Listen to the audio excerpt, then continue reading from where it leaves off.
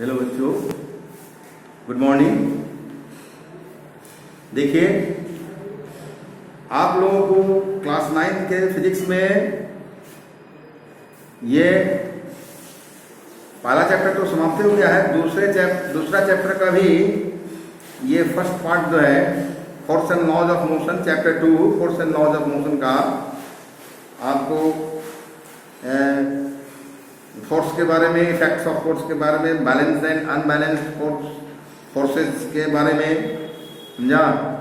और उसके बाद आप ये न्यूटन्स लॉ ऑफ मोशन के बारे में, उसके बाद फिर इनर्शिया के बारे में, ठीक है। तो ये सारी बातें हुई थी, ये पढ़ाया गया था। और जो बल की परिभाषा जो मिलती है ना, उसके बारे में भी बताया गया था आपको। तो हमने पढ़ाया था कि Newton's first law of motion में ये इनर्शिया को समझना था। सो इनर्शिया मैंने बताया था, है ना।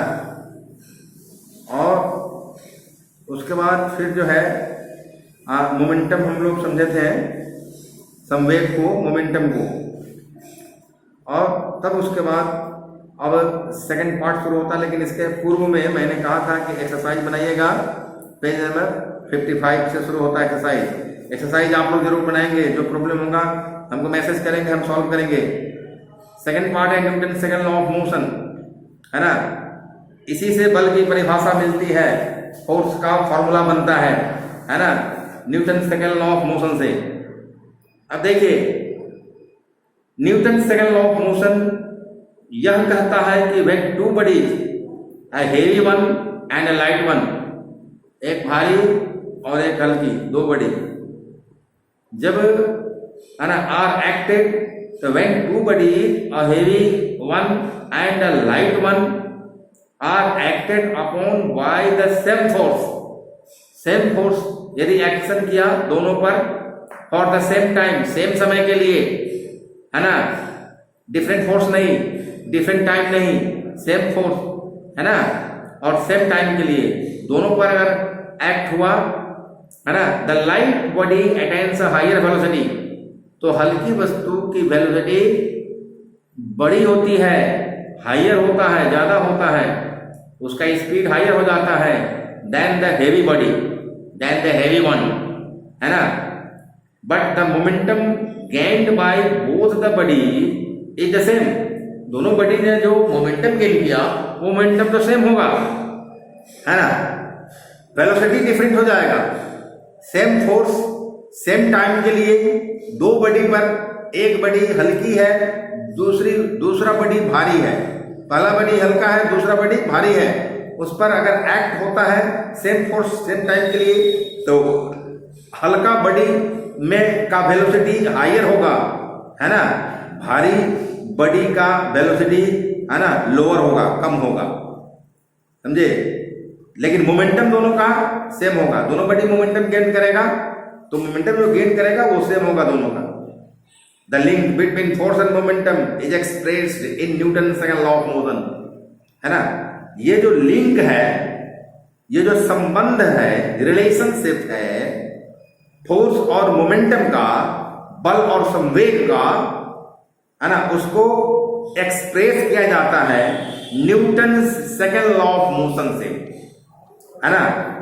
न्यूटन के गति के दूसरे नियम से, according to Newton second law of motion, the rate of change of momentum of a body is directly proportional to the applied force and takes place in the direction in which the force acts. मतलब the rate of change of momentum of a body, है ना, किसी body में जो momentum होता है और momentum फिर उसका बढ़ गया या घट गया, तो यही हुआ कि जो बढ़ता है मोमेंटम किसी बॉडी का, पहले से मोमेंटम है, पहले से कुछ मोमेंटम एक्वायर किए हुआ है बॉडी अपने वेलोसिटी के कारण, है ना, और मास के कारण। बाद में क्या हुआ, उसका वेलोसिटी बढ़ गया, तो डिफरेंट मोमेंटम हो जाएगा। मोमेंटम क्या हो जाएगा, वो जो सो ये हो जाएगा, चेंज हो जाएगा, या वेलोसिटी कम हो गया तो भी मोमेंटम चेंज हो जाएगा। तो किस रेट से चेंज होगा, रेट की बात है, दर की बात है। So the rate of change of momentum, momentum के संवेग के परिवर्तन के दर, संवेग के परिवर्तन के दर, the rate of change of momentum का मतलब हुआ ऑफ अ बॉडी, किसी एक बॉडी का क्या होता है, इज डायरेक्टली प्रोपोर्शनल, प्रत्यक्ष समानुपाती होती है ना, directly proportional to the applied force, लगाए गए बल के, है ना, समानुपाती होता है। क्या होता है समानुपाती? The rate of change of momentum, संवेग परिवर्तन की दर, किसी बॉडी के संवेग परिवर्तन के दर उस पर लगे हुए बल के समानुपाती होता है। यही बात है यहां। और फिर and takes place in the direction in which the force act, और फिर किस डायरेक्शन में होगा, तो जिस डायरेक्शन में फोर्स एक्ट होता है उसी डायरेक्शन में होगा। इसलिए लिखा है the rate of change of momentum of a body is directly proportional to the applied force and takes place in the direction in which the force acts. ये बातें हो गई। The rate of change of momentum of body can be obtained by dividing the change in momentum, है ना। Change in momentum को divide करते हैं time taken से। How to find out, how to calculate the rate of change of momentum. तो the rate of change of momentum को calculate करने का फॉर्मूला है, तरीका है कि चेंज इन मोमेंटम, है ना, dividing the change in momentum by time taken for change, है ना। चेंज इन मोमेंटम को डिवाइड करेंगे चेंज होने में लगे हुए समय से, चेंज इन मोमेंटम को डिवाइड करेंगे, है ना, मोमेंटम चेंज होने में लगे हुए समय से। Therefore, it has been written here that the rate of change, है ना, of momentum of a body, of momentum of a body can be obtained by dividing the change in momentum by time taken for change. So Newton's second law of motion can be expressed as, कैसे express करते हैं, force varies as change in momentum bye time taken. सबसे ऊपर देखिए force varies है, वो directly proportional का वो टाइम है ना, वेरीज है बोलते हैं, फोर्स वेरीज है, या force is directly proportional to the change in momentum by time taken, और फोर्स वेरीज है change in momentum by time taken, है ना। अब मान लिया जाए, consider a body of mass m, कोई बॉडी है उसका मास स्मॉल m, यानी कि स्मॉल m उसका मास है, m है। Consider a body of mass m having an initial velocity small u, यानी u, उसका इनिशियल बॉडी क्या है, कोई बॉडी है जिसका मास m है और उसका इनिशियल वेलोसिटी क्या है, u है। तो the initial momentum of this body, इस बॉडी का इनिशियल मूवमेंट क्या होगा, m into u। फॉर्मूला से हम लोग जानते हैं इस बॉडी का इनिशियल मूवमेंट क्या होगा, मास m है और वेलोसिटी क्या है, इनिशियल ये वेलोसिटी u है, तो क्या होगा, mu होगा, m into u, यही होगा m into u। ये हो गया मोमेंटम, इनिशियल मोमेंटम, है ना। तो ये हो गया, ये इनिशियल, है ना, मोमेंटम का ये im, इनिशियल मोमेंटम, है ना, ये हो गया im, यानी कि मोमेंटम, ये बराबर हो गया mu, m into u होगा, है ना। Suppose a force F act on this body, अब कोई फोर्स F एक्ट होता है इस बॉडी पर, कितने समय के लिए, for time t, time t के लिए, t कुछ भी हो सकता है, 2 सेकंड 10 सेकंड, है ना, 2 मिनट 4 मिनट 10 मिनट कुछ भी हो सकता है। कोई फोर्स एक्ट होता है टाइम t के लिए, कोई फोर्स F एक्ट होता है टाइम t तक, है ना, और उस बॉडी में, बॉडी का फाइनल वेलोसिटी u से v कर देता है। बॉडी का फाइनल इनिशियल वेलोसिटी u है, फाइनल वेलोसिटी मान लीजिए v कर देता है, u से v कर देता है। तो the final momentum of the body will B, the final momentum क्या होगा, Fm, फाइनल मोमेंटम क्या होगा, है ना, ये फाइनल मोमेंटम बॉडी का हो जाएगा m into v। इसलिए हो गया कि ये तो मास है बॉडी का जो कि कांस्टेंट है, ये इनिशियल वेलोसिटी है, तो mass into initial velocity is equal to initial momentum of the body. अब ये कोई फोर्स एक्ट हुआ, ये F एक्ट होता है, फोर्स कोई एक्ट होता है बॉडी पर, एक्ट जब होता है और टी समय के लिए एक्ट हुआ, टी टाइम के लिए एक्ट होता है, और उसके वेलोसिटी को u से v कर दिया, चेंज कर दिया, तो फाइनल एफ फाइनल मोमेंटम क्या होगा? Final momentum p of the body will be equal to m into v, है ना? तो इतनी बात समझ गए होइएगा, मैं समझता हूं समझ गए होइएगा, जो नहीं समझे होंगे वो फिर ये मैसेज करेंगे, मैं पूरा समझाऊंगा। तो the final momentum of body will B mv, now the change in momentum of the body, अब मोमेंटम जो चेंज होगा बॉडी का वो क्या होगा? ये final momentum minus initial momentum, यानी कि है ना mv माइनस mu, क्या होगा? mv माइनस mu होगा, है सॉरी mv माइनस mu होगा, ये फाइनल मोमेंटम होगा। ये क्या बोलेंगे इसको? fm, फाइनल मोमेंटम, है ना? फाइनल मोमेंटम ये बराबर होगा mv माइनस mu, है ना? और ये जो है आपको क्या होता है कि ये आपको क्या हुआ कि तो आपको ये होगा, ये फाइनल मोमेंटम हो गया, ये चेंज इन मोमेंटम हुआ, चेंज इन मोमेंटम cm, यानी चेंज इन मोमेंटम की बराबर क्या होगा? mv माइनस mu, मतलब कि final momentum minus initial momentum, final momentum ये क्या कहते हैं? हाँ ये final momentum minus initial momentum means mv minus mu will be change in momentum, change in momentum हो जाएगा, है ना? और फोर्स बराबर फोर्स वेरिएबल क्या होता है? Change in momentum by time taken होता है, ये जानते हैं। तो the change in momentum of this body is mv minus mu, ये हो जाएगा, and the time taken for this change is t, time t है, t समय तक फोर्स एक्ट हुआ है, टाइम t हुआ। So according to Newton second law of motion, according to Newton second law of motion, F value है mv minus mu by t, जो किसी का रूप है, ये शब्दों में लिखा हुआ है और ये फॉर्मूला के रूप में लिखा हुआ है, ठीक है? और F वैल्यू है, दोनों में m है, m कॉमन ले लिया, ब्रैकेट में लिख दिया v minus u by t, ऐसा लिख सकते हैं, ये हो गया, है ना? अब देखिए मैंने ऐसा लिखा, लेकिन v minus u by t ये क्या होता है? v minus u by t क्या रिप्रेजेंट करता है? ये रिप्रेजेंट के v minus u by t represent change in velocity with time, which is known as acceleration, change in velocity with time, क्या होता है? acceleration. What is acceleration? What is the definition of the acceleration? Change in velocity with time is called acceleration.